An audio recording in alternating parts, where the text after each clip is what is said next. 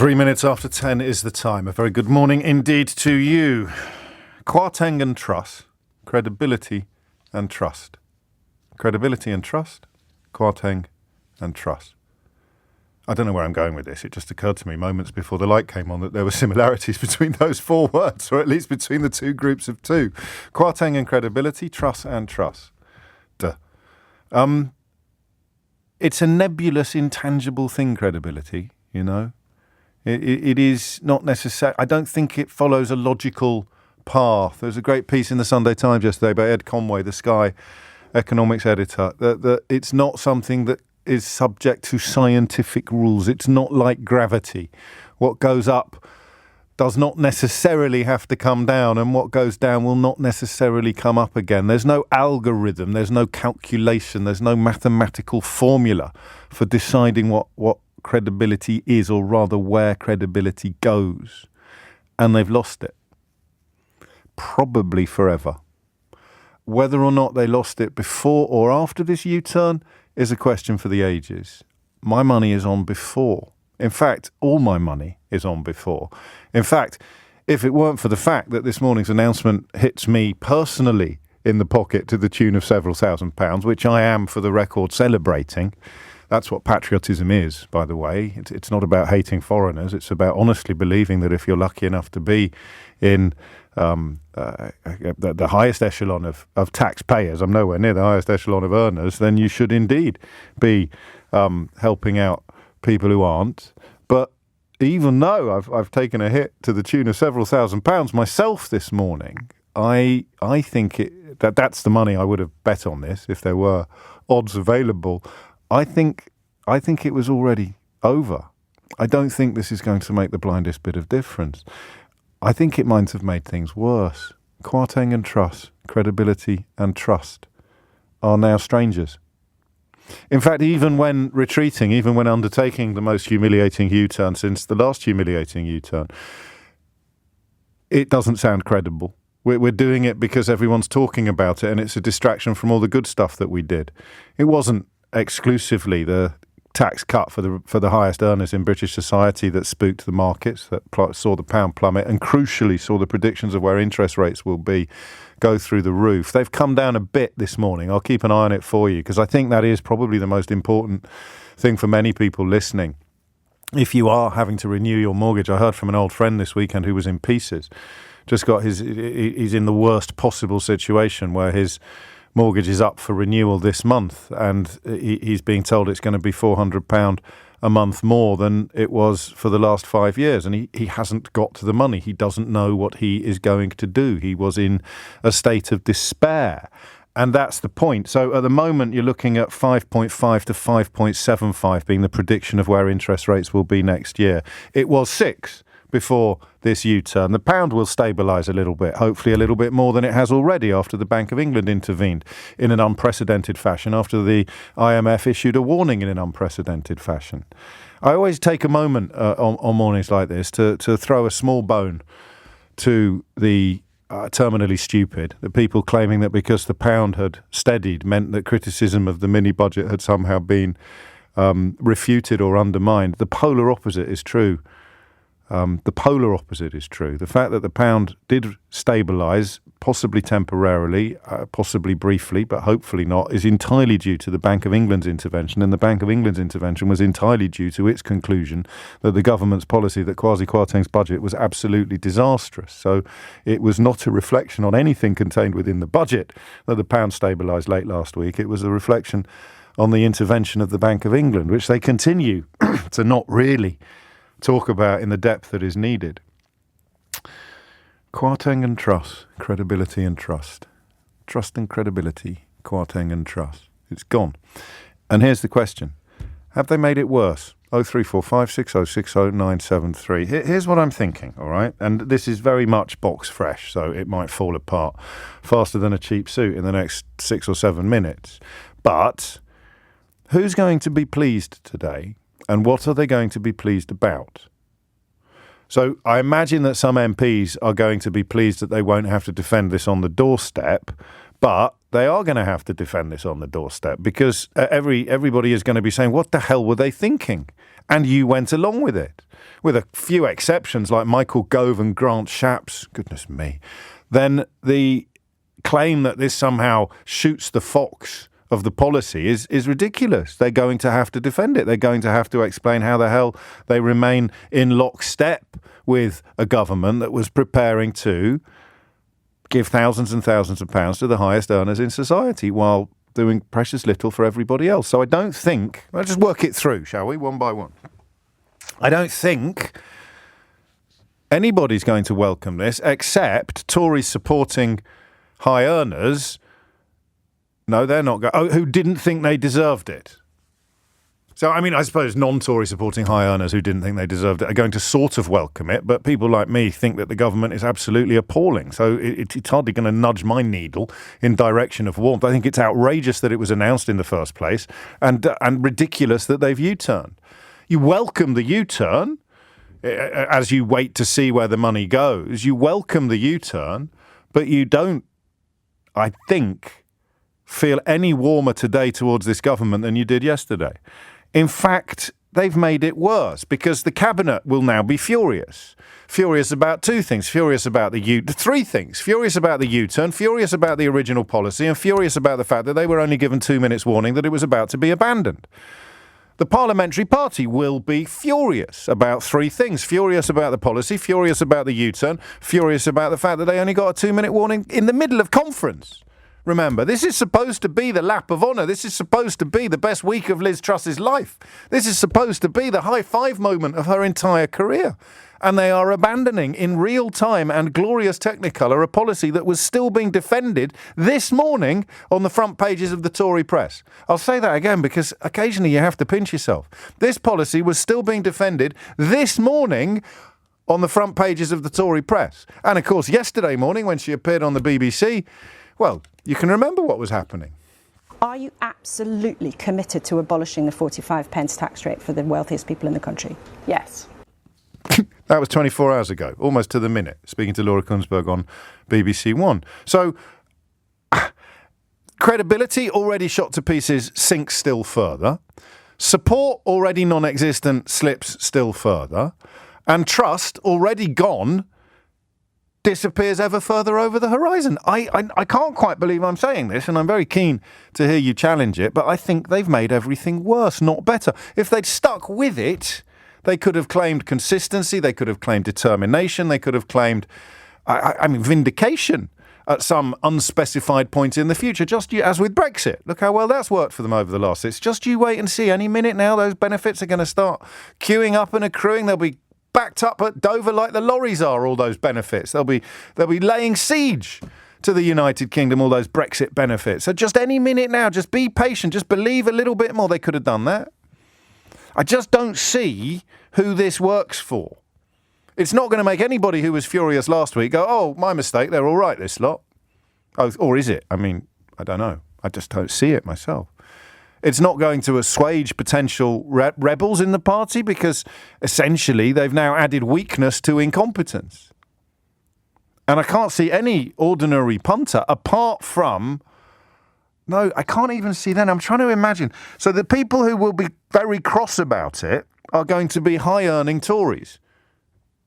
So, in fact, they've alienated supporters. Who was in favour of this tax cut for the rich in the first place?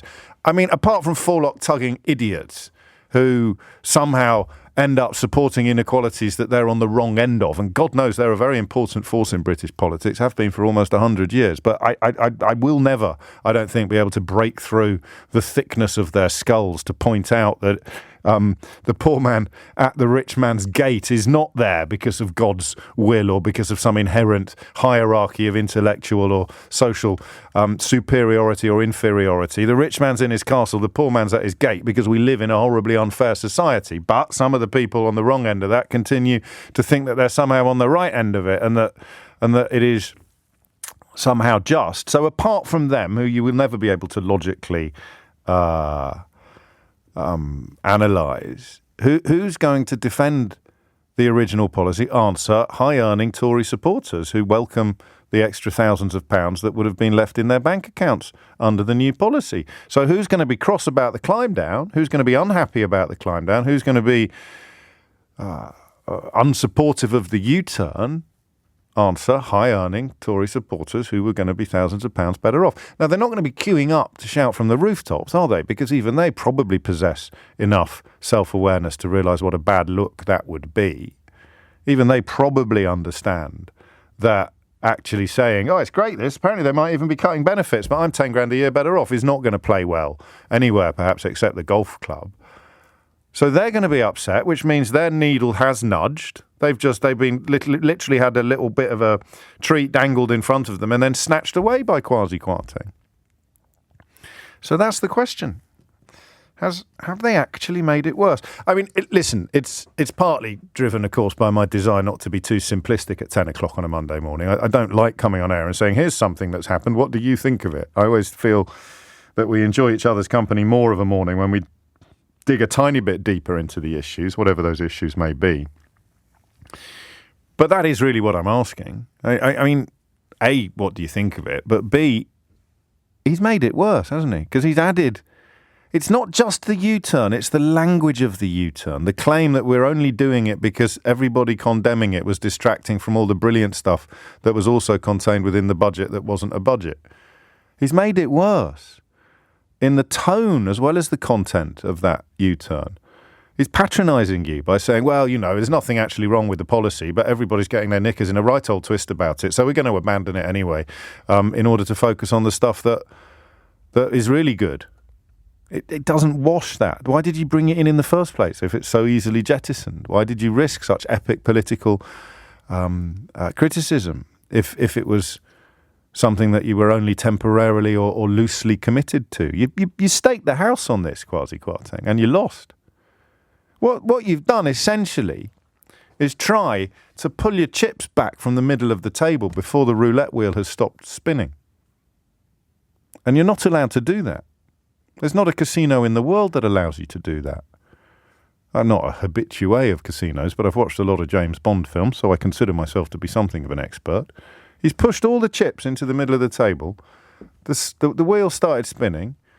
Everybody else in the casino, whose chips he's actually borrowed, is screaming at him that he's made a terrible mistake. So he's trying to pull his chips back before the wheel has stopped spinning. And you might be allowed to do that in politics, but you're not allowed to do that in casinos. And everyone was talking about risk last week, so I don't think this analogy is weak. I think it might actually be rather clever. Everyone was talking about risks and gambles and it will pay off or it won't pay off. He's pushed all of the chips, his political chips, the credibility and trust chips, never mind the fiscal hit that the country will never recover from. The people who made millions of pounds by betting on the plummeting pound keep that money. It doesn't go back into the pot. It doesn't get redistributed or confiscated as the policy which tanked the pound is abandoned, or the people who made fortunes from betting on a tanking pound. They're still often the people who claim to be patriotic, by the way, in the context of Brexit and other issues. They don't lose that money. They keep it forever until the next massive gamble that comes along when they can do it. So he's pushed all of the chips of credibility and trust, the chips of Kwarteng and trust. He's pushed them all into the middle of the table. And he's trying to pull them back before the wheel has stopped spinning. And that's why, the more I talk about it, the more I convince myself that he has actually, although I welcome the U-turn, the personal financial hit to me notwithstanding, although I welcome the U-turn and I think that it was unsustainable and unjustifiable, I think in purely political terms, he's just made everything worse. 0345 6060 973. So that's the sort of Chapter 2 question. If you want to come in on Chapter 1, it's just how has this news reached you? How has this news hit you? But you know me and my obsession with possibly overthinking things. I don't think I am this morning, but you tell me. You tell me. What is the likelihood that he has politically actually made things worse? 0345 6060 973. I can't see the positive in this. And that's quite weird. It's also taken me by surprise, as you can probably tell. Your calls after this. It is 20 minutes after 10. I mean, I sometimes tease you about the fact that the kind of people who, how could we put this modestly, who propelled this radio programme to parts it had never previously reached by giving me what I needed for those viral clips that were everywhere, still are everywhere, but which were very new, very novel when we first started doing them. Those people tend not to ring me anymore. The people convinced that leaving the European Union would make them richer, or leaving the European Union was a brilliant idea because they were going to introduce 2-pin plugs, or you'd be able to wrap your fish and chips in newspapers again, or the fishing industry would somehow emerge resplendent from years of decline and rule the seven seas. And that's fine, because they're a very particular constituency. But I can't imagine anybody actually defending what's happened this morning. Because to defend what's happened this morning, you would have to have been attacking this tax cut yesterday. And everybody who was attacking this tax cut yesterday was doing so out of loyalty to the government, which has today abandoned the tax cut. So who would defend this? Answer, possibly nobody.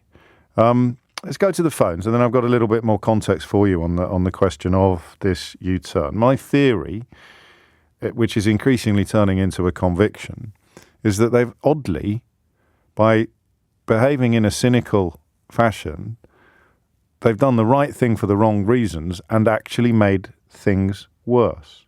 Barbara's in Havant. Barbara, what would you like to say?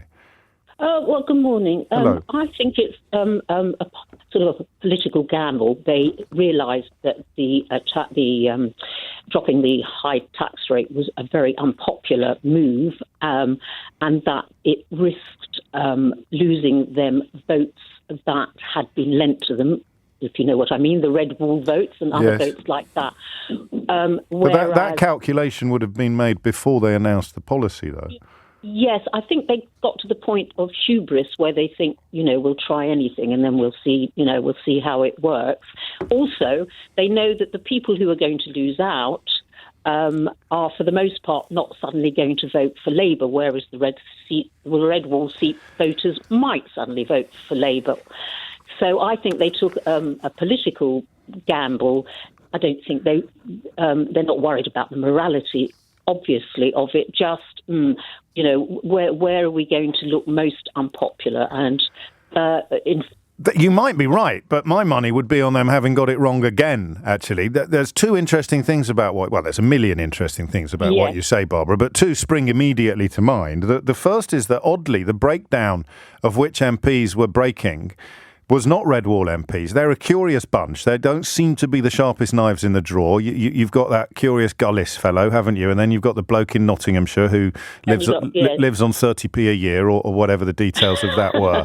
They're a particularly unprepossessing bunch of low intelligence ideologues. But those MPs were not the ones breaking cover. It was oddly the sort of more traditional Tories in the south and in the shires that were breaking cover. That is interesting, but maybe at the voter level. Hang on, point two. Sorry. They're still going to have to defend it on the doorstep. You're still going to open the door and say, your lot, we're going to give a tax cut to the rich. And then they're going to have to say, well, yes, but we abandoned that. And any informed voter is going to say, well, you weren't calling for it to be abandoned, you were defending it, mate. Even though it's been abandoned, it still hangs around their neck like an albatross around the neck of the ancient mariner. Barbara. Yes, I don't disagree. And I'd just like to say one more thing. Of course. It's very interesting that the tax cut was supposed to be valued at £2 billion to the Treasury. Yes. So I can't believe that was what was spooking the markets. I'm very interested in what exactly was spooking the market. And we don't know from the OBR, and so certainly don't know from Mr. Kwarteng and Truss. And the one word that we haven't heard, and which is causing very bad problems for the state of the country's finances, the trade deficit, is Brexit. And the OBR in November 2021 estimated that year on year for the foreseeable future, Brexit will cost the UK's GDP growth 4%. We have not heard about Brexit in anybody's analysis except one bloke, Samuel Toombs, macroeconomics or something. What am I, chopped liver? How do you mean? Well, I think it gets mentioned fairly regularly on this modest radio entertainment programme. No. Apart from yourself. Sorry. Chopped liver made I thought interesting because I'm Jewish, so chopped liver. But isn't that the figure? I didn't get the figure. I got the figure of speech right, didn't I? Isn't that what you say when you're sort of going, what am I? Well, why are you ignoring me? What am I? Chopped liver? Okay, fair enough. Yes. No, I'm not familiar with that. But anyway, I hope I didn't just make it up. Apart from yourself and a few others, and a few others, of course. I think Danny Blanchflower mentioned it. Somebody yes. And actually, it's popped up on another radio show this morning, another radio station where you can't not mention it if you're from the CBI or you're from the Bank of England, absolutely, a former Bank of England. But it's marvellous that it doesn't get mentioned, and it's clearly causing problems because the trade deficit is obviously a contributory factor to why the UK's finances are looking rather wobbly at the moment. There is. You're right, and I mean, I know you know the answer to this, but as I said in fairly long-winded terms at the top of the programme, there is no algorithm or calculation or formula for credibility and trust, but the markets essentially lost trust in trust. Kwarteng lost credibility, trust lost trust, and that is large part of the reason why things went the way they went. So it's not like I keep saying it. It's not like an arithmetical formula, but it is nevertheless real. Whether or not they can claw back credibility and trust, having essentially abandoned their own. That's part of my theory that things are going to get worse because you don't restore credibility by admitting you were wrong. You restore credibility by being proved right, I would suggest. But anyway, it's all up for grabs. 27 minutes after 10 is the time. Something went a bit wrong with the switchboard. So if you tried to get through and failed, do try again now on 0345 6060 973. I'm interested really in whether or not the U-turn has made everything worse. Politically, we won't know about fiscally or economically yet. I think it's unlikely it will make things worse economically. I don't think it's going to have a massive impact. And whatever impact it has may disappear in the course of the next 3 weeks. But politically, he must have made things worse. Because if you were defending it yesterday, you're going to feel furious today at being essentially thrown up under the bus. And if you were attacking it yesterday, you're going to feel deeply unimpressed today by the fact that he's claiming he's only abandoning it because it's distracting people from the real brilliance of the rest of the budget. He's not abandoning it because it was a stupid, unfair, but profoundly illuminating policy that shows you exactly who these people are and exactly where their priorities lie. 0345 6060 973 is the number you need. Paul's in Canary Wharf. Paul, what do you reckon? Good morning, James. You and I have spoken before. Paul is not my real name, by the way. I work for Citibank. I'm absolutely devastated that I'm now 50 grand worse off. No, I'm only kidding. Do you know what, mate? I think I don't think it's going to make a lot, and I can only talk from a financial policy perspective. Yeah. Do you know what? I don't think it's going to make any difference because fundamentally nothing has changed, and that's in essence. We had the bounce on the pound off the back of the Bank of England. We had the bounce this morning off the back of the U-turn, but nothing has changed. Nothing at all has changed. We are in for a lot of pain. This government is inept. This is what happens. We have a chancellor whose degree is in economic theory because he's got all these weird... I thought it was in history. Or maybe that's Daniel Hannan. I get confused. I think, you know what? He did do a history degree, but I think he then went on to Harvard. Did a PhD in some sort of... Listen, we're going to crash the news, so just pin down when we'll know. I mean, where are you... What are you doing this morning? There's no... I mean, any reprieve is temporary, is what I'm hearing from you. Yeah, I mean, we're seeing the pound going below parity. I don't think there's any doubt about that. In the long term, you mean? Yeah, well, probably in the next few weeks. Right. There's just nothing positive at all about the current situation. It's only, and I'm sorry to be the voice of doom and gloom. It's not doom and gloom. It's realism. I mean, obviously, everybody hopes you're wrong, but I'm going to launch a one-man campaign against this rhetoric of saying, "Oh, why are you talking the country down?" People reporting reality, people providing expert analysis, are the nearest thing we're going to get to patriotic heroes in the current context. People who are still flogging unicorns or claiming that we only just need to believe a little bit more and we can completely redraw the rules of reality. They are the nation-damaging, borderline traitors, and I think it's very important to keep making that distinction. 10:30 is the time. You're listening to James O'Brien on LBC. It's the first massive U-turn of Liz Truss's government. It won't be the last, but has this one made things worse or better? Of course, you're more than welcome to ring me and tell me that you're so mightily relieved you are actually going to vote Tory again after all. Lottie Morley is here now with your headlines.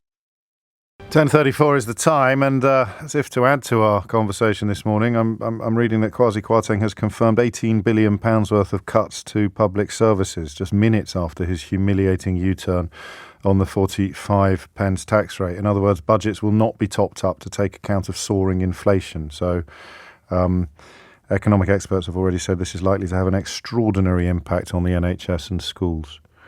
It's not funny. I do remember in the aftermath of Brexit in particular, and right up until the actual leader of the Conservatives on the London Assembly. It's only a week ago, but I do actually already find this almost impossible to believe. A woman called Susan Hall tweeting that this must be a brilliant budget because it's really upset people like James O'Brien. So how do people like that, the leader of the Conservatives on the Greater London Assembly, how do they process the fact that it's now been abandoned by the man who brought it in, that top tax rate? It's not funny. I know you're supposed to enjoy the tears of your opponents. I know that in the footballified political arena, it's not about actually what's good for the country. It's about what annoys the people wearing a slightly different coloured scarf. But this is neither funny nor enjoyable. How are you going to take, in real terms, £18 billion worth out of a health service where 22,000 appointments a day are already being postponed? And obviously not all the money's going to come out of the health service. But how are you going to do that? I mean, what are these people thinking? What are they doing? Where are they coming from? We'll get onto that shortly. And we'll catch up with Theo Usherwood, who is, of course, in Birmingham. I always think of Jane Austen at times like this. She said, "One has no great hopes from Birmingham." You remember this. It was in one of her letters, Keith. "One has no great hopes from Birmingham. I always say there is something direful in the sound," or words to that effect. Well, not when Theo Usherwood's there. Peter's in Clydebank. This U-turn, Peter, has it made things better or worse? I don't think it's... Good morning, James. I don't think it's made it worse because I don't know how it could. I think this is purely political, and it's about saving Liz Truss's career. I think she would have been 2 weeks from letters of no confidence going in, because this was going to fail in the House of Commons. And some serious Tories have more or less put that out there. Gove, Sharps, probably Sunak. And that's only you're talking Gove and Sharps are the ones in public. There's going to be a hell of a lot going on behind the scenes, exactly. Isn't there? And if you're going to threaten to withdraw the whip from people of this stature, as Johnson did with Hammond and Gawk and Rory Stewart, etc., I think they would put letters in. Does Kwarteng lose the whip now? Because yesterday, if you were opposed to this tax rate, you were going to lose the whip, and Kwarteng's now abandoned it. So does he lose the whip, do you think? Does it work like that, or am I being a bit thick? I don't... No, he won't lose the whip, because I think once you lose a Chancellor, you're in free fall. But there's people behind the scenes in government. There's some big hitters that didn't get into that final two, like Penny Mordaunt, Kemi Badenoch. Yeah. Suella Braverman, who are probably looking at number 10 and thinking... Yeah, but there'll be continuity trust. I mean, if she's done anything clever, she's done what Johnson did and surrounded herself with people who are arguably even worse than she is. Here's the thing, though. I don't think you're contradicting my theory, and I don't think I'm contradicting yours. I think you're right. I think in the short term, this has been designed solely to avoid a humiliating defeat in the House of Commons. But my question is about the long term, whether or not they've actually made things better or worse in the eyes of the electorate. So we're both right. You're right that this is short-term face-saving, skin-saving exercise. I'm right that long-term, or I think I'm right that long-term, this is actually going to make things worse, not better. Yes, you could be right, but I think the Tories would be quite comfortable getting rid of Liz Truss between now and the next general election. I don't think they wanted Liz Truss. Well, no, the party membership did. The parliamentary membership didn't, but the party membership did. I'm going to steer everybody back to the big ticket question this morning, rather than getting lost in the weeds of party management and whatever may be going on, the Machiavellian machinations going on behind the scene. But the question of whether or not the U-turn has made things better or worse, we might be able to get a flavour from the conference floor. Theo Usherwood is in Birmingham. 10:38 is the time, and he joins me now. Theo, what's going on? Let's start with the politics of this, because the question that we've quickly turned to here in Birmingham is what next for the rest of this mini-budget? Are we going to see further reversals of policy from Liz Truss, from Kwasi Kwarteng, the Chancellor, as Tory MPs who were never massive fans of Liz Truss. And your caller and you raised the point, James, that actually it was only in the final two when it came down to that selection process against Rishi Sunak that actually Liz Truss was in the final two to go before the party membership. In every round of voting before the final round, she would lag some way behind Penny Mordaunt in particular. So there's no great caucus of MPs on the backbenches who are necessarily signed up to Liz Truss's programme, and those who are signed up got promoted into her cabinet. So she's got a problem politically because she didn't have much capital to start off with, and whatever capital she has had, she's used it up with this U-turn. And so when I was speaking this morning to Stephen Crabb, the former Work and Pension Secretary, he said, well, actually, I want this government to honour their commitment, which was made, or the commitment of Boris Johnson and Rishi Sunak, to uprate benefits in line with inflation. Parliament voted for it back in April. Inflation at the time was 7%. I was speaking to a senior government minister who told me that actually if Liz Truss and Kwasi Kwarteng are going to try and freeze universal credit, they're simply not going to get away with it. They're going to be voted down by Conservative MPs, particularly those in red wall seats, who are saying, well, how can we lift the bankers' bonus cap? And at the same time, our constituents in real terms are going to be considerably worse off because their universal credit is worth so much less as a result of inflation. And he thinks that they're going to have to come back with somewhere close to an inflationary increase, which is when inflation was at 7%. We're talking 12 or 13 billion quid. It's not small change, James. Nevertheless, on a plus side, I have caught up with the Education Minister, Jonathan Gullis. Now, Mr. Gullis, you'll remember, James, is renowned when he was on the back benches for barracking and heckling Keir Starmer. And he told me that this U-turn will mean that there will be no further increases in interest rates, although there was some suggestion that he might take issue with Andrew Bailey, the Governor of the Bank of England, should Mr. Bailey decide that interest rates would have to rise anyway. But as you know, I'm not going to predict, nor am I going to tell the Bank of England what to do because they're independent of government. Jonathan Gullis, advisor of the Bank of England. Well, I mean, it could be. No. The Bank of England is independent. Do you think they'd listen? The Bank of England is independent from government. It's not appropriate for the government to tell the Bank of England what to do. They will decide what they think is best. I think it'd be brilliant. If you imagine, can you just imagine ringing up the governor? Andrew Bailey, Jonathan Gullis on the phone. And this is what you need to do. Don't raise interest rates.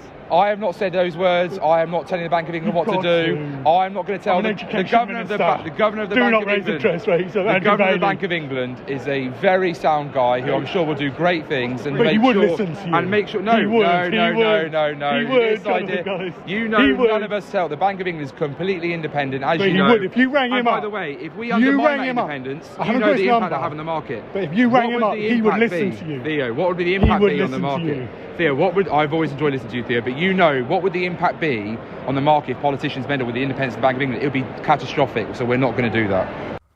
You've got to stop interrupting people and talking over them, Theo. It's so unprofessional. It's so bad, isn't it?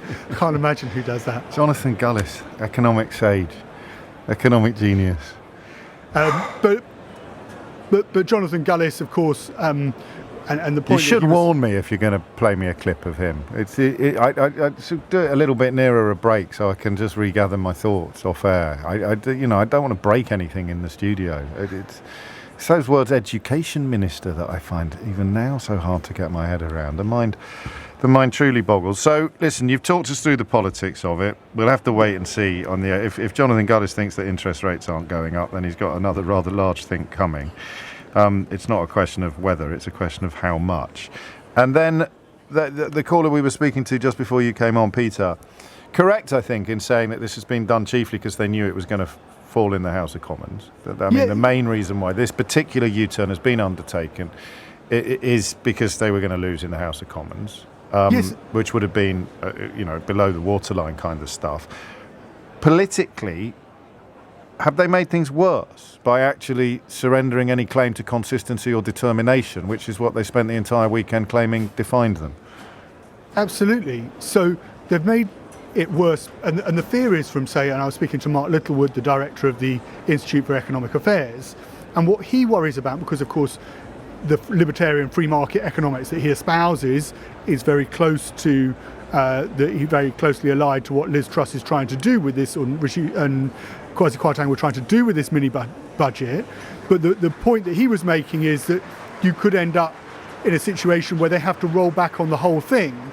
And when you start speaking to Conservative MPs, now they've sensed blood, they think they can score victories on other issues. So, for instance, I was speaking to somebody very senior who said fracking just isn't going to go through the House of Commons now. They haven't got a chance of trying to get that over the line with backbench Conservative MPs, particularly those in red wall seats. Will they have to come back on something very close to inflation, as I was saying, when it comes to the uplift in universal credit? And at the same time, they're going to lift the bankers' bonus cap, which of course doesn't cost the government anything. So you could say they could get away with it on that particular. They could get away with it on that particular optics, though, issue. innit? It's optics. It's all about, as you say, standing on the doorstep and saying it was quite right to lift a 200% cap on bankers' bonuses in order to ensure that they could take home more than 3 times their annual salary, but simultaneously your local hospital's just taken a big hit because we're not going to be raising their funding in line with inflation. Yes, that's problematic. Safe journey home. Where are you coming in? New Street to Euston? New Street to Euston. All right, stay safe. 10:45 is the time. Before we hit the break, the junction, Lord Pickles, on with my colleague Ben Kentish, I think yesterday, was asked specifically about what would happen in the event of the government abandoning the tax cut for the highest earners, that 45% tax. I don't actually know what he said in response, but so many people have sent me, you've got to listen to the clip of Lord Pickles talking to Ben Kentish yesterday. I'm just going to play it cold. I've no idea what he said. Maybe he said it will win the next election. Let's find out. Lord Pickles, of course, a stalwart of various Tory cabinets over the last decade, asked what would happen in the event of a U-turn, which when Ben asked the question, that U-turn was actually never going to happen. And now at 46 minutes after 10 on the Monday morning, it of course is over an hour old. She would be dead in the water without a paddle if she did that. I mean, this is hard politics. People would say, well, was it just a whim? But why did you do it if you didn't think it was important? You told me it was important, and now you say it isn't. You can't have a system in politics where you say, these are my principles, this is what I stand for, and if you don't like them, I have others. I'll change. I'll play that again just for fun. Not to be pedantic, I'm not sure that a paddle is much use to you, Eric, if you're already dead in the water. But here he is being asked by Ben Kentish, what happens if the U-turn, spoiler alert, the U-turn has now happened, what happens if the U-turn were to occur? She would be dead in the water without a paddle if she did that. It's 10:46. 10:49 is the time. That Eric Pickles quote was fairly haunting, wasn't it? I've got some more rather haunting quotes for you coming up. Before that, Patrick Dalton, one of my favourite tweeters, although I can't tell you the name under which he tweets because it contains a rude word. He says, Liz Truss's time as PM so far has been a bit like that bit in Indiana Jones and the Last Crusade where the guy picks up the wrong... But if you haven't watched Indiana Jones and the Last Crusade to the end, just do what you do when the football results come on the radio. Just turn it down for about 10 seconds. Where the guy picks up the wrong Holy Grail, drinks from it, and then rapidly ages before collapsing into a column of dust. It is a bit like that. It's a better analogy than mine. I was in a play when I was 12 called The Monkey's Paw by W.W. Jacobs. I may have mentioned this to you before. Do you know, I think I may have played a character called Herbert, but possibly I'm imagining that. And the monkey's paw is brought back from India by an old colonel or major who's having dinner with a family, and they're all sat around the fire, and he pulls out this monkey's paw and says it's cursed. It will give you 3 wishes, but when the wishes come true, they will come true in such a way as to make you wish you'd never wished for that wish to come true in the first place. I won't spoil the rest of it for you, but I sometimes think Liz Truss has wished to become Prime Minister upon that monkey's paw of law. Question I'm asking, and I'll ask it for as long as you've got interesting answers, is this. The U-turn, specifically the U-turn on the tax cut for the wealthiest, for the highest earners in the country, has Kwasi Kwarteng made things better or worse from where you're sitting? Or none of the above? 0345 6060 973. We'll talk to Ian in West Kirby, I think, and then we'll have a little, we'll try to provide a little roundup of the last 24 hours, but it's going to be difficult because, of course, I'm watching the clock every 30 seconds, making sure there hasn't been another U-turn. When you U-turn on a U-turn, I think it becomes a donut. Ian's in West Kirby. Ian, what would you like to say? Hi, good morning, James. Pleasure to speak to you. Likewise, I think you're quite right in suggesting it's bad for the Tory party in terms of the change in the U-turn. However, I think it's potentially a distraction in terms of the media in that these guys are not they're very intelligent people. They've gamed this situation. They realise they are toast in 2 years' time, but they are still committed right-wing free market ideologues. Right. And their intention is to maximise that agenda in the time they've got and to leave the maximum mess for the Labour Party when they get in, so that it's a shorter duration for the Labour Party. That never happens. I mean, listen, I hate sounding patronising, and I could easily be wrong, but I don't think any government, certainly not with 2 years left on the clock, dedicates itself to losing the next... It's about... No, please, maybe I've overemphasised that last point in terms of the brevity, but it's not so much... It may be consequent that there's more of a mess for them to clear up, but the key intention is to deliver as much of their agenda as possible. Yeah. I'll tell you, you can have that, but it's not. They haven't got an eye on making things impossible for the Labour Party. They're hoping to win the next election, hoping against hope, I grant you. Is the question. Yeah. It could be a consequence. But if they can deliver their free market changes, the erosion of labour protection. Yes, which they talked about yesterday. If they can deliver the free market economy they want, if they can privatise the NHS, get it sold because they've already defunded it in the actions of today, they're going to have to start to really hit the budgets. People will be angry about service levels. It makes it more of an environment where it's acceptable for people like Davis, who yesterday said the only solution for the NHS is an insurance model. Yeah. That's what they're doing, and they're doing it as quickly as possible. And this is a sacrificial lamb rowing back on the 45% tax band.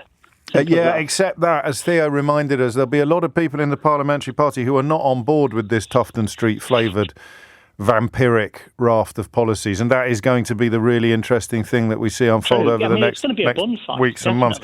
Just to add to your theory, or half of your theory, I'll read you a line from the Times. I'm sure you're aware of this, but some people listening may not be. Jacob Rees-Mogg's business partner has been appointed a government minister and made a peer. £250,000 donation. £300,000, mate. Was it 300? Oh, yeah. So he now gets a seat in the House of Lords and a role in government. So where is the governance of that? Where is the oversight? Where's King Charles in all of this, accepting it? Well, he's been told that he's not allowed to go to COP27 by Liz Truss, hasn't he? Because he might distract from her anti-environmental or her environmentally unfriendly issues. It's utterly dystopian. I mean, it would be dystopian if it was not unfolding in completely real time right in front of us. It's technically speaking, I think that has to be an alternative universe, whereas we're actually living in it. But I take your point, and it's a strong one. 10:54 is the time. So here's Kwarteng speaking earlier to Nick Ferrari, who's also in Birmingham. Remember, I'm drawn to the notion that the tone of this, the delivery of it, even if you welcome the content, the tone and the context have actually seen it make things worse rather than better. But you are, as always on this programme, you are welcome to disagree. We talk to people, I totally get it, and I thought that it became a huge distraction on what was a good plan. So when we launched the growth plan, we said we're going to reduce taxes, and we reduced the national insurance increase, we reversed that. We brought forward the 1p cut in the basic rate, and we suggested the abolition of the 45p rate. Now, I've seen the reaction. People have expressed their concerns. I've talked to MPs, I've talked to councillors, I've listened to people in the country, and I took the decision that actually this was a huge distraction on what people were saying was a really good plan. See, I suggested on Friday that they should read my last book, How Not to Be Wrong, The Art of Changing Your Mind, the first line of which, if memory serves, is something like, if there's no point having a mind if you never change it.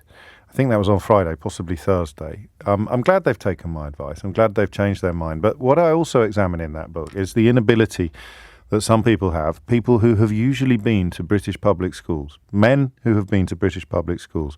I write chiefly about Eton and Ampleforth in my book because David Cameron and Boris Johnson went to Eton and I went to Ampleforth. But Kwasi Kwarteng fits this model as well because he also went to Eton, albeit a few years behind Johnson and Cameron. And you are trained from a very, very early age. It's the same, the more that the world turns, the more I realise that this is pretty close to a copper-bottomed theory.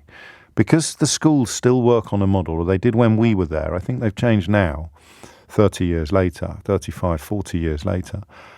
But they were designed to create people who could go and run the empire. So they were designed to create people who would never admit they were wrong. You can't turn up in the middle of nowhere and start bossing the natives around with a thought in the back of your mind that you might actually be completely wrong, and that if you show the slightest bit of weakness, somebody somewhere might start questioning why the hell you're in charge at all. This is our country. What are you doing here telling us what? So you have to have absolute certainty. Even when somewhere inside you know you're wrong, you have to be able to insist that you're not. That is Boris Johnson's entire personality type. For the rest of us, it's something that we learn at school. And Kwarteng is doing it there, because if you listen to that, and I may play it to you again, he still thinks it's a good idea. He refuses to admit that it was actually stupid, wrong, unfair, crass, obnoxious, any of the above, to offer thousands of pounds to the highest earners in society while potentially making life worse or doing next to nothing to help everybody else. He refuses to contemplate, never mind admit, that it was actually a huge mistake. And that's psychological. That's not political. That is it can be a strength. That never explain, never apologise school of thought in some contexts can be an enormous strength. I don't think you can rise through the ranks of the modern Conservative Party unless you are incapable of admitting mistakes. I think you have to have, post-Brexit at least, you have to have that absolute conviction that reality is wrong and you're right. And here is someone from a secretly funded think tank to agree with me. I honestly believe this. But that is him there proving to you he can't admit it was wrong. The closest he'll come to admitting that it was wrong is saying that it's distracting from all the other brilliant stuff that I did, so we've decided to jettison it. I'm going to play it to you again, and then we'll carry on asking the question of whether this has made things worse or better after the news. We talk to people, I totally get it, and I thought that it became a huge distraction on what was a good plan. Distraction, not mistake, you see. So when we launched the growth plan, we said we're going to reduce taxes, and we reduced the national insurance increase. We reversed that.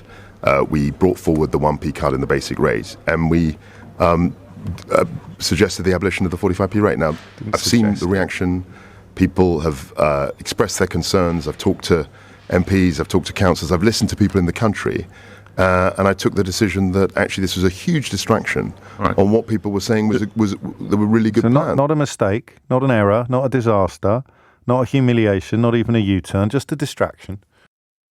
It is 2 minutes after 11, and we're staying with this because, listen, you're always wary of hyperbole, but we're watching another government fall before our very eyes, just within a month of, actually more than a month, but within spitting distance of Boris Johnson finally being forced out of office for, in the great scheme of things, not even the most egregious of his offences. But I'm pretty sure it might take 2 years, but personally I doubt it. And let's just look at why. So here is the Prime Minister of the United Kingdom, Elizabeth Truss, speaking yesterday morning. Are you absolutely committed to abolishing the 45 pence tax rate for the wealthiest people in the country? Yes. And here is Kwasi Kwarteng, the Chancellor of the Exchequer, speaking 24 hours later. We talk to people, I totally get it, and I thought that it became a huge distraction on what was a good plan. So when we launched the growth plan, we said we're going to reduce taxes, and we reduced the national insurance increase, we reversed that. We brought forward the 1p cut in the basic rate, and we suggested the abolition of the 45p rate. Now, I've seen the reaction.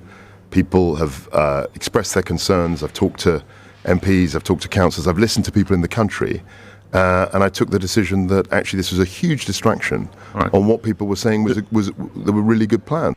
And here is the Chief Secretary to the Treasury, Chris Philp, who I think is getting chucked under the bus by both Kwarteng and Truss this morning, with reports emerging that it was all his idea. Here he is speaking last Thursday.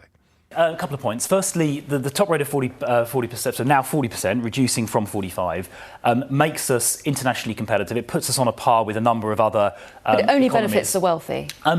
Well, that's true. It benefits people who earn more than £150,000, but very often those are people who are internationally mobile. They can choose where to locate. People, I talk to people who have got a choice about whether they work and live in, London or Edinburgh or Birmingham, or whether they go and live in Singapore or New York or somewhere. And we want those people to locate here in the UK. And here is Kwasi Kwarteng, the Chancellor of the Exchequer, who this morning announced that he would be abandoning this tax cut, speaking just 4 days ago. No, last week. Only people who earn more than £155,000 will be net beneficiaries of what you set out. That's not true. That's not true. I mean, if we look at the fact that That's since 2019. If you put what you announced on Friday together with what this government has done since 2019, that is the case. So looking at the Friday statement, we've actually put more money into people's pockets. That's why we've reversed the national insurance increase, which I think was not a good policy, and we've reversed that.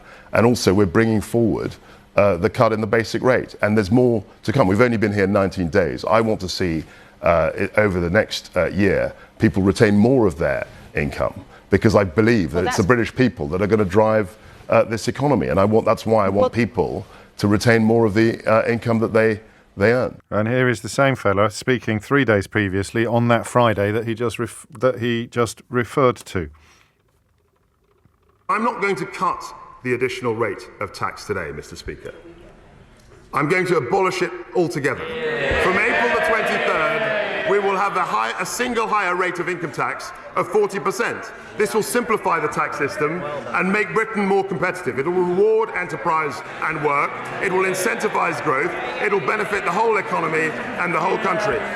Right, two things. Number one, the markets were spooked because the whole package spoke of instability. It spoke of a lack of credibility, a lack of trust. The uncosted nature of it, the balancing of it made the markets think this lot don't know what they're doing. That was a £45 billion tax-cutting package, of which the 45 pence rate was £2 billion. So a relatively negligible constituent of the overall package. £45 billion worth of tax cutting is now a £43 billion worth of tax cutting without the Chancellor or the Prime Minister having established where the money is going to come from. So the U-turn, according to Paul Johnson of the Institute for Fiscal Studies, is itself essentially going to have no effect on fiscal sustainability. Point number two, and this is a bit of a pet subject of mine, but rarely is it going to be more pertinent than it is today.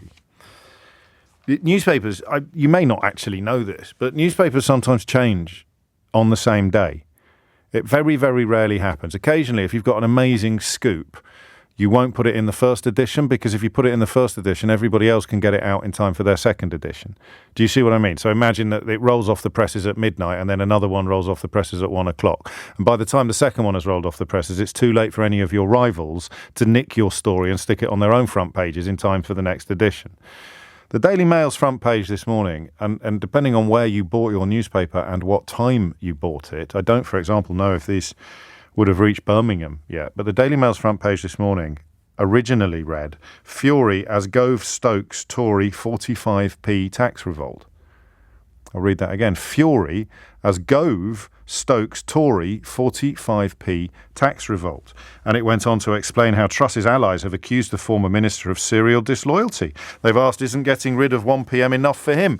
That's such a sort of boneheaded contribution to public discourse that you don't even have to wonder which MP that was. I'll tell you off the top of my head, it was almost certainly Ian Duncan Smith. So the Daily Mail, the House Journal for the Conservative Party, in its first edition this morning, was essentially going after Michael Gove and describing the Conservative Party as being furious about criticism of the 45% tax criticisms of this tax cut. You then open the paper, page 6, Kwasi, "We must stay the course."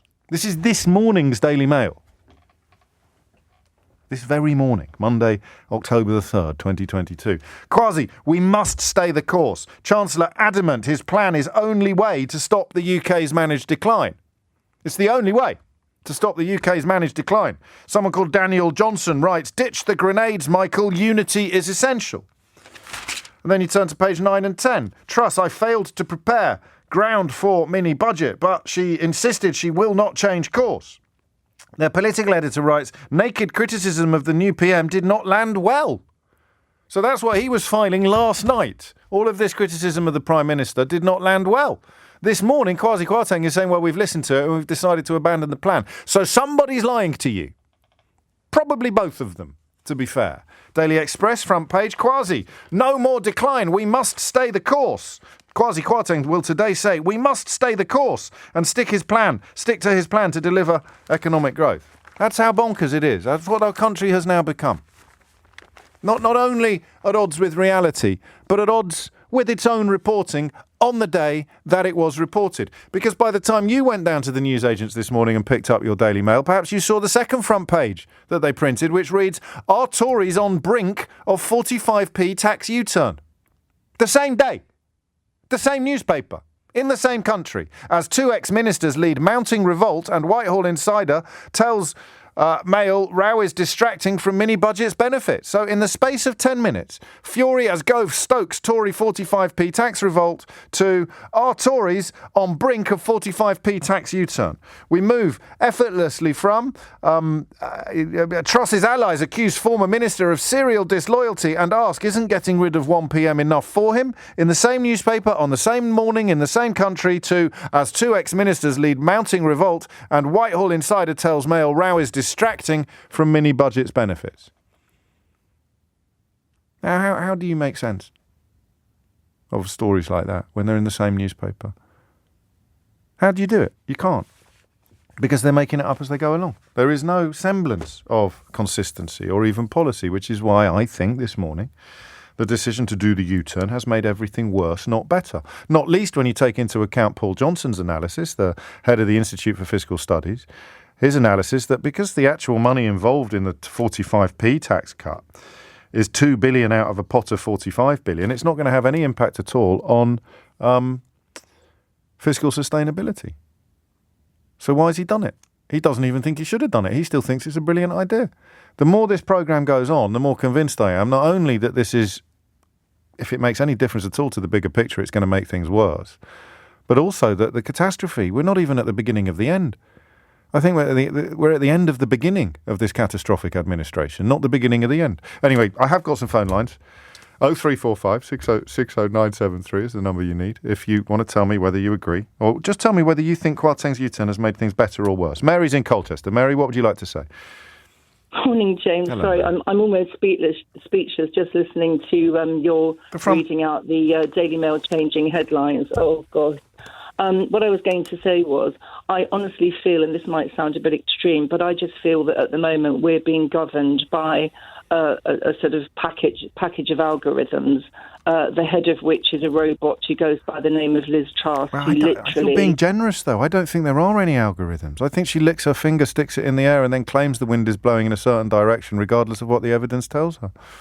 Well, I was about to say a set of algorithms that has an enormous bug in it, headed up by a robot who the only, direct answer she can give, which she did with Kunzberg yesterday, was to say, yes, absolutely, we're still going ahead with the cut from the 45 pence tax rate. Until we're not going ahead with the cuts in the 45% tax rate. Exactly, until we're not. And essentially, last week, Kwasi Kwarteng just trashed the economy in, 10 short minutes? Yeah.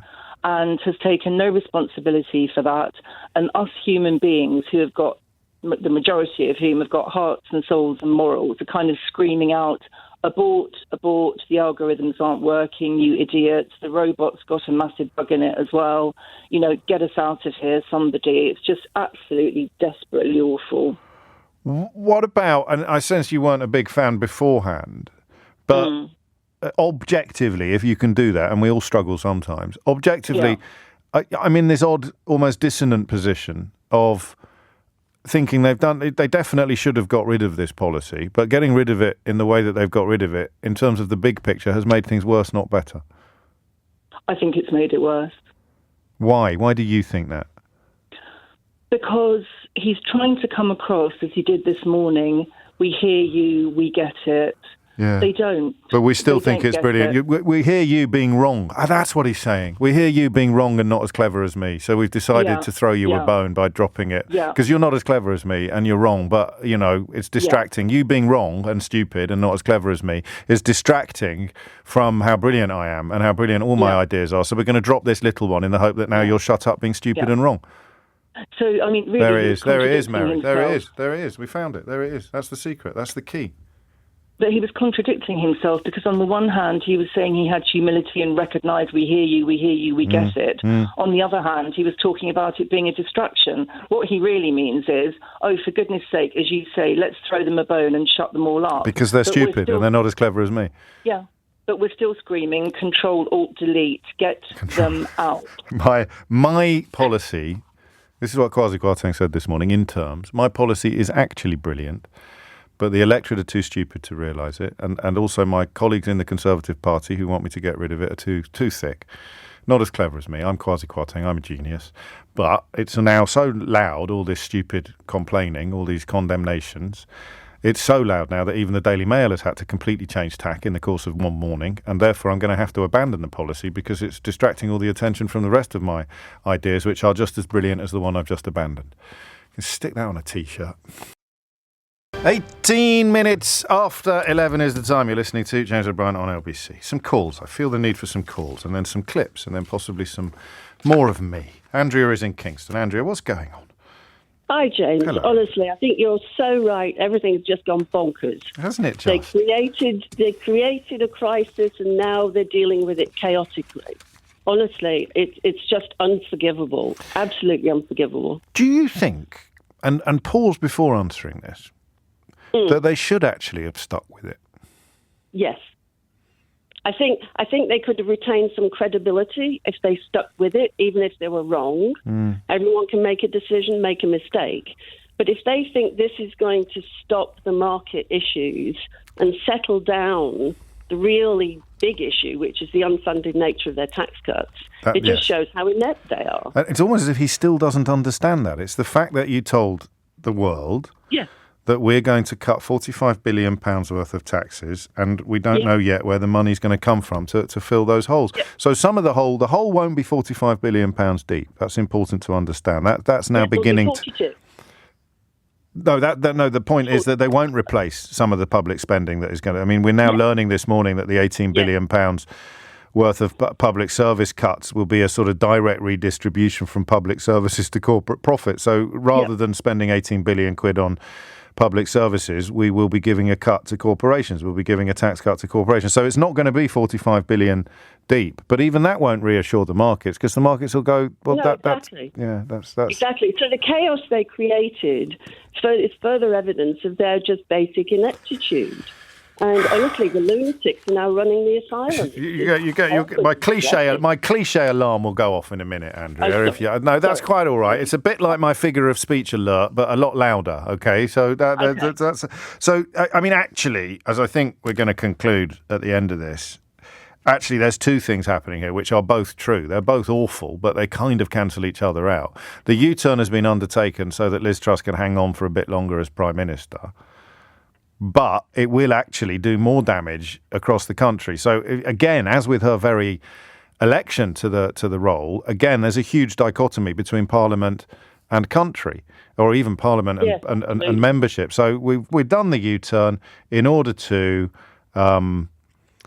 keep Truss in role. That's the only reason why we've done it. I think she's done it because she's had to have something to say when the conference opens. It's just bonkers. That's too much. Stop saying bonkers. You sound like Dizzy Rascal. Carry on.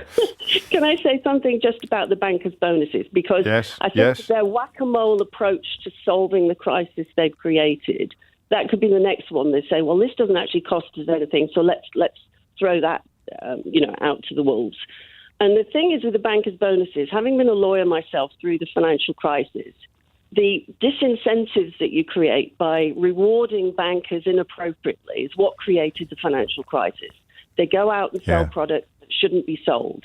And so it was put in by the EU as a protection. Yeah. And I just don't comprehend how you can ignore the genesis of that and say, oh, well, it's just not attracting, good bankers to the city. It's just a load of, Yeah, so untrammeled bonuses. You're right. The pursuit of these bonuses was a large driver of the financial crisis in 2008, and the European Union just put some relatively modest brakes. I don't think anyone sits there and thinks, twice my annual salary, that's an insult. How dare you only allow me a bonus of twice my annual salary? But that's what we're being asked to believe. It's not. I mean, I'm trying not to use that B word that you used for a bunch of reasons. I may change my mind. I just took some criticism from somebody in the mental health arena who said we should try not to use it. But if you're describing a policy rather than a person, I think it's acceptable. The problem is I don't think it is random. I think there is this ideological, and that's too big a word for them. There is this weird. It's a fetishization of unaccountable wealth. Unlimited and unaccountable wealth should be able to do whatever the hell it wants. Some of them even say it out loud, and the rest of them, of course, say it from the doorsteps of various so-called think tanks. 22 minutes after 11. I don't think they were ever expecting to get their hands on the reins like this. They're much happier heckling. But I could be wrong. Andrea, thank you. From Andrea to Andrew. This is in Merton. Andrew, what would you like to say? Well, first of all, I just find the whole thing very disenfranchising, I think. But what do you mean by that? Tell me a bit more. What do you mean by that? Well, it's the sort of thing that you can clearly see that a lot of this policy is just sort of being thrown off, into the air, and I think to try and do a bit of firefighting. And I think disenfranchising in the sense that it's got nothing to do with democracy, and none of us have any say whatsoever in it. You've got an abandonment of a manifesto that delivered an 80-seat majority, and now an abandonment of a policy that wasn't even a week old. So where does democracy come into it? Is that what you mean? I don't want to put words in your mouth. I think it's sort of an abandonment of competency. Yeah, okay. And I think for me that's sort of what I'm finding is a bit kind of. It's hard to back anything, I think, at the moment. It's hard to even have an opinion, I think, on a lot of these issues because you don't feel the government has an opinion themselves. They're putting out stuff that they think will stick, and if it doesn't, they're now dealing with the various sort of crises. I disagree. I honestly think that they worship unaccountable and unregulated wealth. I honestly think that if you could, sort of metaphorically speaking, cut them open and find what makes their heart beat, Truss in particular, and Kwarteng as well, co-author of that ludicrous book, Britannia Unchained, they honestly think that if you let wealth move untrammelled, then somehow so much money is created that everybody else ends up better off. I think that's fair, but I think if we're sort of looking at the U-turn, for instance, yes, which I accept that I agree with you. I don't think Kwasi or Liz believe that is the right thing to do, but they're doing it, and I think they've thrown it out quickly just as an attempt to try and stem rebellion and calm markets. And there's an indication, I think, some of that has worked. I think, Grant Shapps has now gone away. He said he's now welcomed. That's something that we should all be grateful for that, shouldn't we? Anything that makes Grant Shapps go away, albeit briefly, is for the general good. It depends who replaces him, I suppose. We've got Simon Clarke and Jonathan Gullis vying for our attention now, but swings and roundabouts, Andrew, swings and roundabouts. But I think, I agree with you that I think they're going for short-term gain, and actually they're ending up with a longer-term disaster. Well, it's a bit Johnsonish, isn't it? It's a bit news cycle-y. If we can see through the news cycle, then we'll be okay. Okay, I don't think we're actually going to see through this news cycle, so we'll abandon that tax rate policy. But this is about where people's mortgage interest rates are going to be next year. This isn't about let's just get through till the end of conference and then we'll move on to something else. Everyone's looking every day. More people are making phone calls about the renewal of their mortgages, and that is not a news cycle. That's months and years in the making, not hours and days. And I think this will sort of last as a bit of a scar on the identity of the government, and I think quite a large thing. I think they're hoping that the public consciousness, I think, will allow, as time moves on, it will evaporate, as you say, past the news cycle. And actually, I think Liz Truss and the cabinet will be remembered for tanking the pound in 3 weeks of their government. Yeah. And then, flip-flopping, as we know that when Liz Truss was sort of campaigning, she has been known to do several times anyway. I think the reputation of this particular government, at least, has now been quite solidly affirmed. And it will be really difficult, I think, going into an election to try and undo that. And I don't see how the U-turns made any of that any better. No, it just means that they're going to live to fight another day. It's incredible, actually, to think that the two things almost cancel each other out. And your analysis, you'll be delighted to hear, Andrew, is not a million miles away from the analysis of Martin Wolf, the chief economics commentator at the Financial Times, who wrote the following: Liz Truss has been weighed in the balance and found wanting. So too has Kwasi Kwarteng. A week of unnecessary and damaging turmoil has proved this. But behind it is an even bigger danger. And this was written before the U-turn, by the way. The only sort of leader more dangerous than the rogue the UK used to have is the zealot it has now. The dominant characteristic of zealots is their conviction that reality must adapt to their desires rather than the other way round. Keith, get the tin. If this attitude to life is adopted by an individual, it can do great damage to those close to them. In political leaders, the result may be a disaster for the country. The irony is that for these people, the market is God, and Economics 101, their religion. Yet actual markets have rebuffed them, as investors fled sterling and gilts, causing such mayhem that the Bank of England's Financial Policy Committee was driven to intervene in an attempt to rescue the government and an ill-regulated pensions industry from their follies. Remember, this is a government committed to deregulation. So even the ill-regulated pensions industry is probably too regulated for their tastes. And he concludes, the reality is that Truss does not have a growth plan. She has a, quote, growth plan, end quotes, a magical potion into which she sprinkles the reversal of recent tax increases, freedom for bankers' bonuses, and lower taxes for the prosperous, says abracadabra, and suddenly trend productivity growth quadruples, conjuring 2.5% annual growth. And here is an echo of what I said to you earlier about there being no fun in this. If you did temporarily subscribe to that idea that policies must be great if they upset people you don't like, or I know I'm being lied to, but I love it because it upsets Sadiq Khan and Owen Jones, or me, or whatever it is. Here's the line. Such dreams might be amusing if they were not so perilous for the country. It's like being on the Titanic, and you think it's great that the ship is sinking, because all those people who voted Remain and told the truth about Boris Johnson and then Liz Truss and even for a while Theresa May, they're really sad, they're really upset, they're really frightened because the ship is sinking. But you love it because you don't like them over there, even though you're on the same ship and the water is now around your ankles. I love it, James. It's great. It's upset you. This is Susan Hall, leader of the Conservatives on the Greater London Assembly. I love it. It's upset lefties like James O'Brien. It's up to your knees now. The water's up to your knees. Yeah, I still love it. I still like it's up to your neck. Yeah, I love it. It's great. It's upset all those lefties. Just cry weep those liberal tears. And now I can't hear what you're saying because the water's gone past your mouth.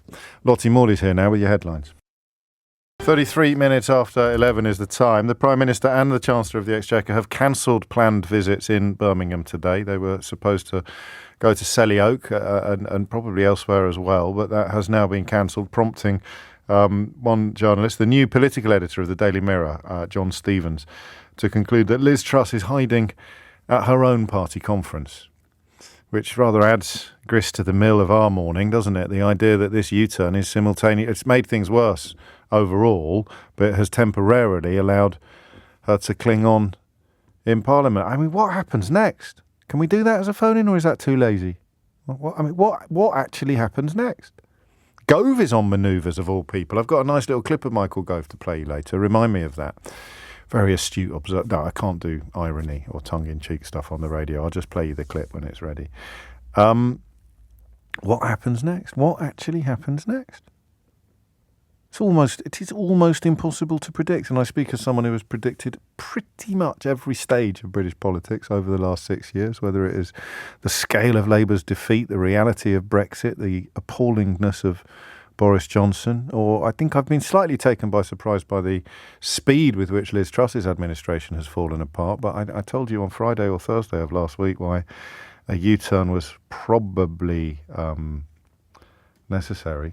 Probably on the way. 26 minutes to 12 is the time. Martin is in Beckenham. Martin, what is going on? Morning, James. How are you? Very well indeed. Confused?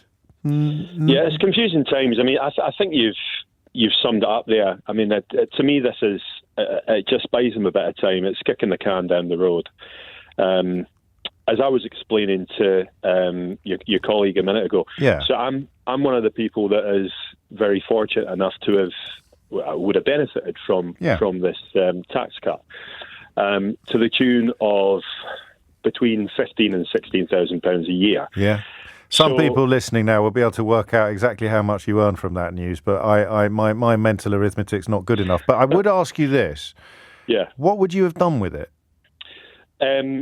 Well, I'm very fortunate that my kids are in a grammar school where I live in Beckenham. Just down the road, there's a very good girls' grammar school in Bromley, so I don't pay school fees. But they're coming up to university age. Right. And rather than me taking the money that I have in various investments, yes, I could essentially have paid it in cash for the next. And so but like in a briefcase, you'd have marched into the bursar's office with a briefcase handcuffed to your wrist and just slapped it on the desk. Exactly, and that's it. And look, I mean, the other side of it though is that I started doing some calculations because, like a lot of people that are bigger earners, I've also got a very big mortgage as well. Yes, of course. And I. From my, like you, I'm no mathematician, but at the same time, I kind of worked out that maybe I would have been even given the interest rates and the fact that I've got two places and they're both, the mortgage comes up next year. And so basically it would have been robbing Peter to pay Paul. But none of the colleagues that I have who are, a lot of them the same kind of age and the kids are at the same age as my children. I don't think any of them would have been running out to buy a Lamborghini or a Range Rover. I think it might have been a foreign holiday, but more likely it might have been a little bit of insulation from the mortgage rate rises that are on the horizon for many, but not all of them, depending on how long they're tied in for already and at what rate, whether they're fixed rate or variable. So even that argument that we'll give money to people like you and to me, Martin, and then we'll go out and spend it, and that will somehow stimulate the economy in a way that would benefit everybody. I think it was Danny Blanchflower last week, former member of the Monetary Policy Committee at the Bank of England, who said, and I think this is close to gospel rather than opinion, but if you want people to go out and spend money, give it to the people who've got the least. Yeah, that's right. I mean, there was a meme going round on WhatsApp last week with... if you want money to trickle down, go into the best restaurant that you know, buy the richest person in there a meal, and he might let you lick his plate. I think that's the... Apropos nothing in particular, Jacob Rees-Mogg's business partner has been appointed a government minister and made a peer, provoking accusations of cronyism. You must know some people. We can't all sit here claiming to be holier than thou and white. There must be some people, and presumably if we don't know any, then... they're just not telling us the truth, who were going to be gutted this morning because they were looking at that 15 grand or that 10 grand that they were going to be better off under the new tax code, and they were thinking, excellent, go me. But they're not going to come out shouting about it, are they, in the current climate? No, but it's going to, I mean, if it's bolstered the pound, I mean, if they're being really clever about it, that the pound has kind of bounced back, if you want to call it a bounce back, to where it was, before this happened.